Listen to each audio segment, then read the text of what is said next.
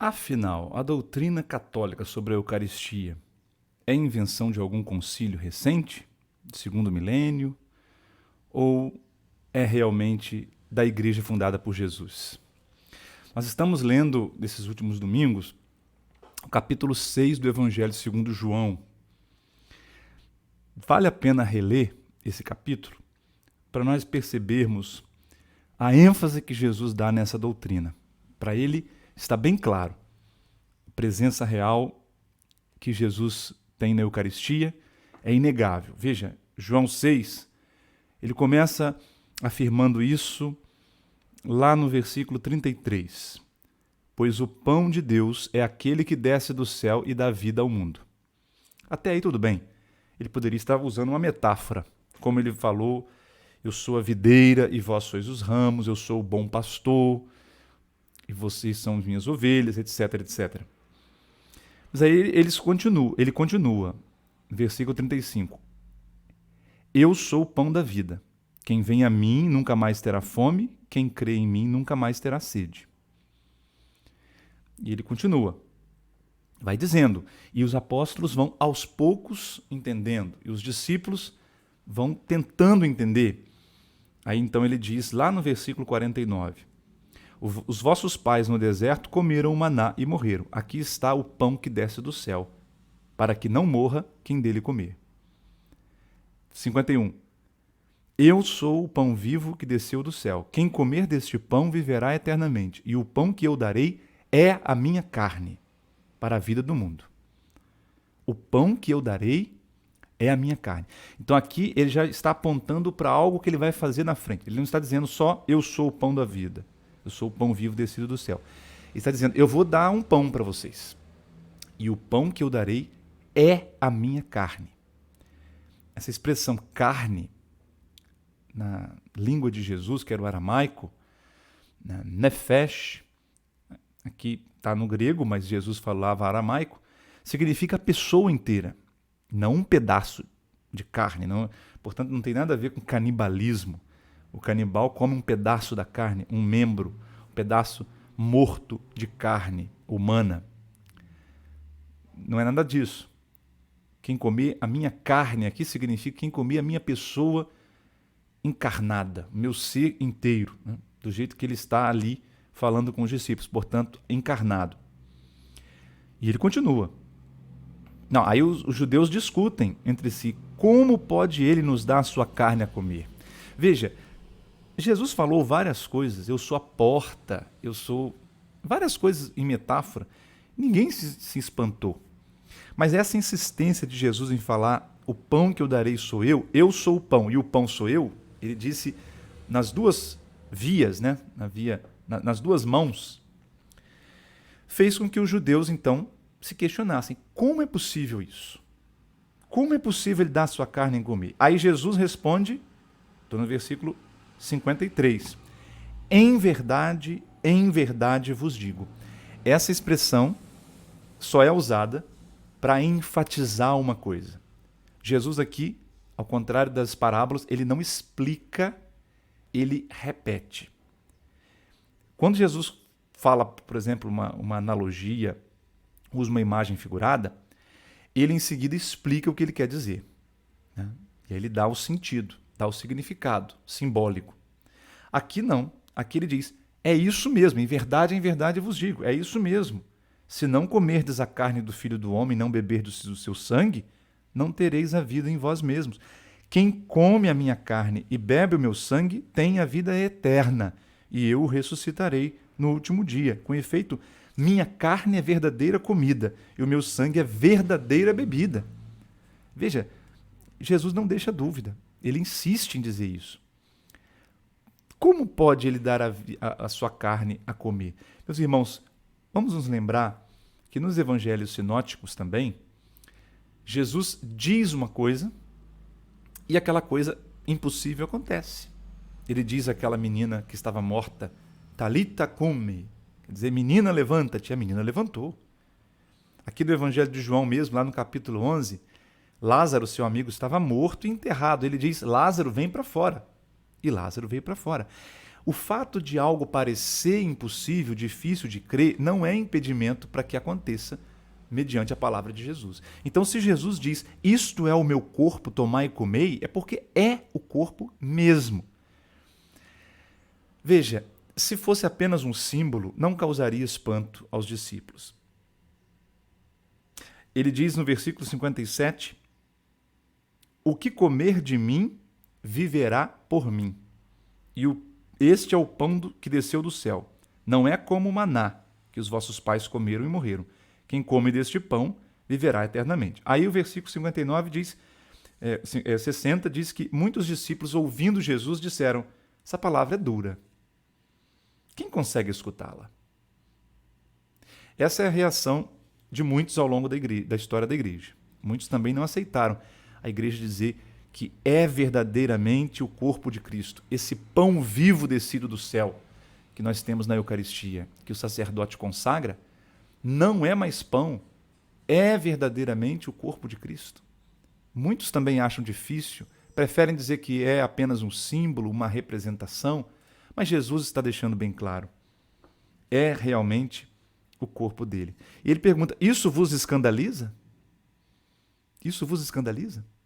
Jesus, na última ceia, irmãos e irmãs, ele passou o pão aos seus discípulos e disse, isto é o meu corpo. Depois passou o cálice com vinho, dizendo, este é o cálice do meu sangue. Isto é. Não deixou dúvida, não representa apenas.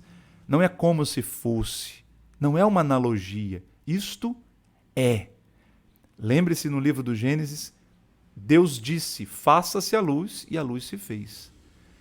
Lembre-se Isaías capítulo 55, assim acontece com a minha palavra. Ela não volta para mim sem antes ter realizado tudo aquilo que eu a designei para realizar. Queridos irmãos e irmãs, não há dúvida. Jesus então pergunta, isso vos escandaliza? E aí, Jesus, vendo que alguns foram embora, não voltou atrás 1 milímetro e reafirmou ainda mais a doutrina da Eucaristia. O pão consagrado na missa não é mais pão, deixa de ser pão e passa a ser a carne de Cristo. O sangue deixa de ser sangue, o vinho deixa de ser vinho e passa a ser sangue de Cristo. E aí Jesus pergunta aos apóstolos, e vocês não querem ir embora também? Como quem diz, eu não vou mudar, eu não vou diminuir a ênfase que eu dei, eu não vou repensar as palavras que eu disse, eu reafirmo tudo que eu disse. Minha carne é verdadeira comida. Se vocês quiserem ir embora, podem ir, mas a doutrina é essa. Escandaliza? É dura? É, mas é essa a verdade. Aí Pedro então faz essa profissão de fé. A quem iremos, Senhor? Como quem diz, Jesus até dá vontade de ir embora, porque realmente é difícil de crer. Mas nós iremos a quem? Só tu tens palavras de vida eterna. Pedro faz essa afirmação, assim como ele fez na pesca milagrosa. Senhor, pescamos a noite inteira. Não há evidência alguma de que há peixe aí. Mas em atenção à tua palavra, eu creio, eu lançarei as redes. Mesma coisa aqui, Senhor, não há evidência, não conseguimos entender isso, que esse pão é a tua carne, verdadeiramente, que esse vinho é o teu sangue. Mas a quem nós iremos? Tu tens palavras de vida eterna, nós vimos, nós comprovamos. Então, se tu dizes que esse pão não é mais pão, é a tua carne, nós assim acolhemos, nós assim aceitamos. Nós cremos firmemente que és o Santo de Deus. Irmãos, desde o início da igreja, desde os santos padres, essa doutrina sempre foi doutrina da Igreja Católica, a Igreja Cristã Católica.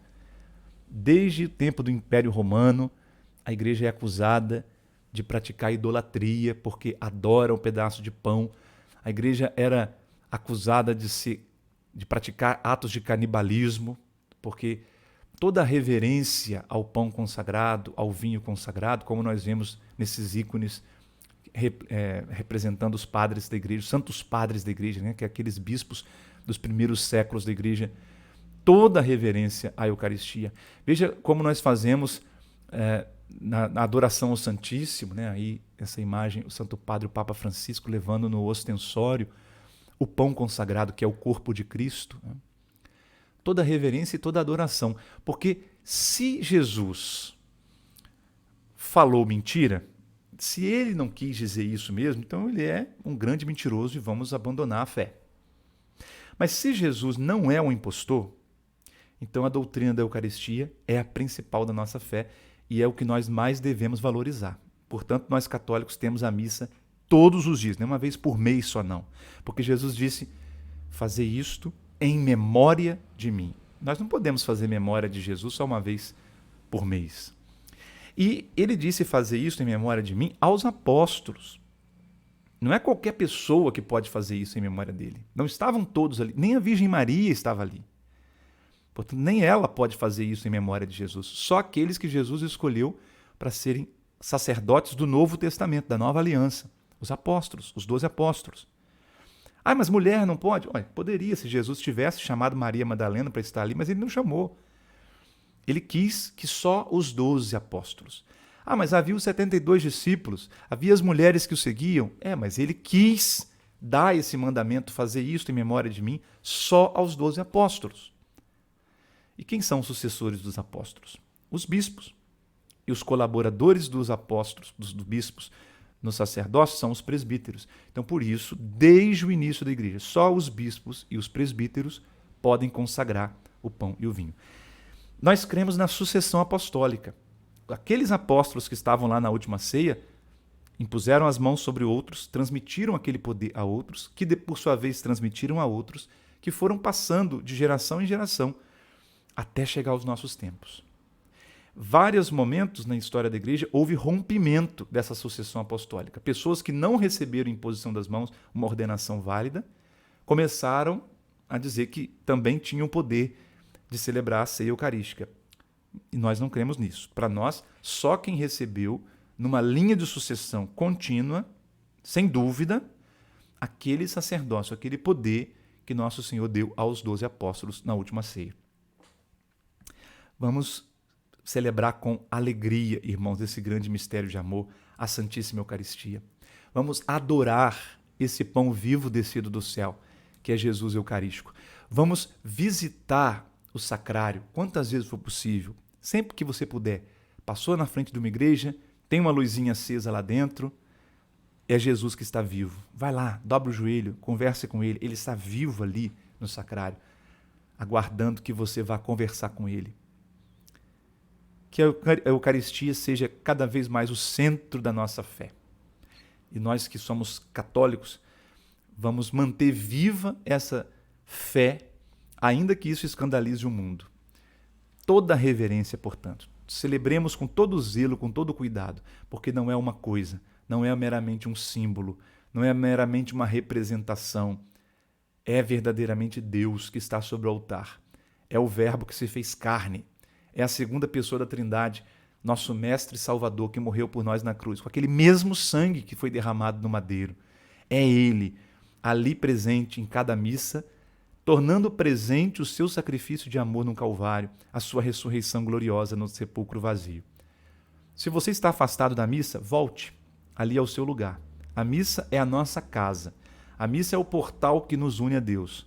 A missa é a antecipação do reino dos céus. Veja que São João, no Apocalipse, viu o céu se abrir e viu um altar, e sobre o altar estava o Cordeiro, imolado e de pé. Ele viu Cristo como está presente em cada missa, em cada Eucaristia.